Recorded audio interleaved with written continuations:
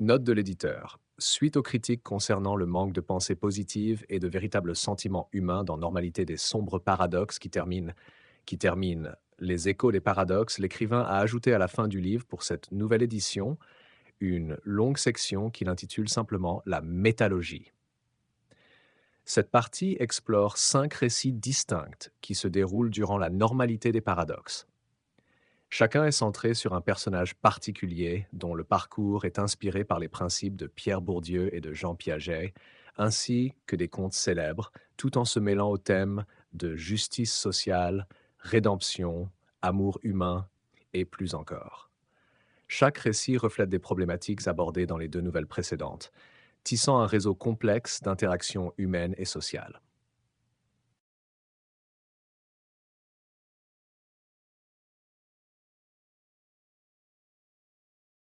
Voici le texte sans la première ligne, le réveil d'un monde oublié.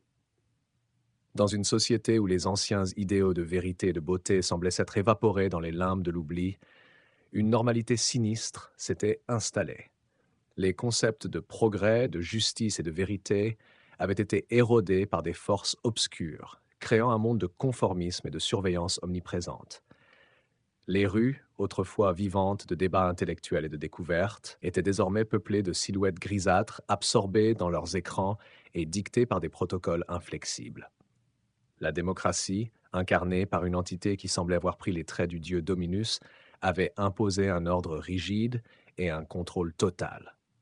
La rébellion semblait être un mot du passé, enseveli sous des couches de propagande et de surveillance. Les médias, désormais sous l'emprise d'un pouvoir autoritaire, diffusaient des messages uniformisés, écrasant toute forme de dissidence et promouvant une vision déformée de la réalité.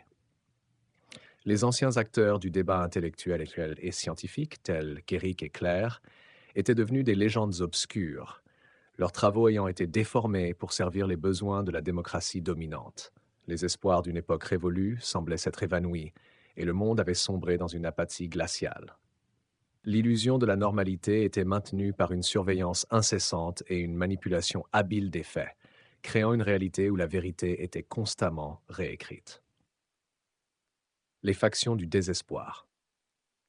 Dans les profondeurs de cette société dystopique, des factions complotistes, inspirées par des idées fragmentées et paradoxales, commençaient à émerger. Ces factions, influencées par les Shadocks et les idées de Jean Baudrillard, étaient marquées par des contradictions internes et des manipulations d'une réalité déformée. Certaines factions prônaient des théories absurdes, se nourrissant de l'absurde pour masquer leur propre désespoir. D'autres, plus subtiles, utilisaient des arguments sophistiqués pour proposer des solutions qui semblaient logiques, mais qui, en réalité, servaient uniquement à renforcer le chaos. La déception et le cynisme avaient créé un terrain fertile pour des idées radicales et des mouvements fragmentés. Les rumeurs se propageaient comme une traînée de poudre, les informations étaient manipulées pour soutenir les factions qui, en fin de compte, se contredisaient mutuellement. Les complots se mélangeaient aux vérités partielles, créant un labyrinthe de confusion et de méfiance. La chute des idéaux.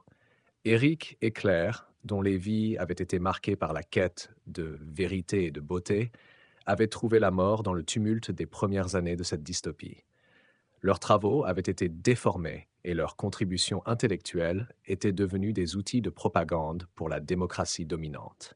Leurs découvertes, autrefois sources de lumière, avaient été transformées en éléments de contrôle.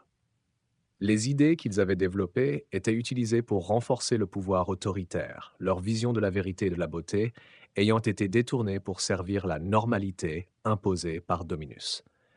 Leurs héritages étaient conservés dans des archives secrètes, accessibles uniquement aux initiés de la démocratie, qui les utilisaient pour maintenir une façade de crédibilité tout en manipulant les faits et les idées.